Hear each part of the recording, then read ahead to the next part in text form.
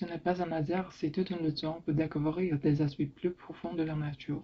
Les hommes et les femmes se laissent distraire par toutes sortes de choses et généralement des plaisirs divers. Certains finissent par ne plus pouvoir s'en passer, s'enlisent et ne poursuivent plus leurs tâches. Les partenaires qui cherchent à nommer les dualités peuvent, comme le chien, perdre leur bonne résolution en route devant les tentations, particulièrement s'ils sont même des êtres affamés ou à l'état sauvage.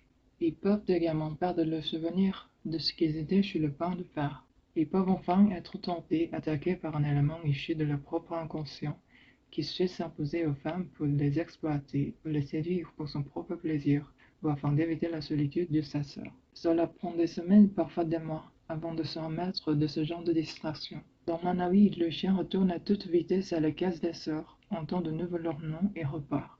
Ce canidé a l'instinct qui est fou. Il essaye encore et encore. Mais voilà qu'un acte comme quoi devient le distrait et il oublie le nom une fois de plus.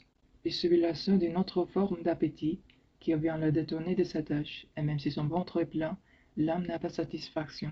Nous commençons à comprendre qu'avec la conscience toujours en éveil, et particulièrement ne pas céder aux appétits venus nous distraire durant le travail de recherche des connexions psychiques, est un processus de longue haleine auquel il est difficile de se tenir. Nous suivons les efforts du petit chien, mais la route est longue qui va de l'inconscient archétypal profond à l'esprit conscient, des noms à la surface. Il est difficile de maintenir la connaissance dans l'inconscience quand le chemin est semé de pièges. Dans cette histoire, le chien est celui qui apporte la lumière. Il essaie de mettre au jour la connexion consciente avec la nature mystique jumelle.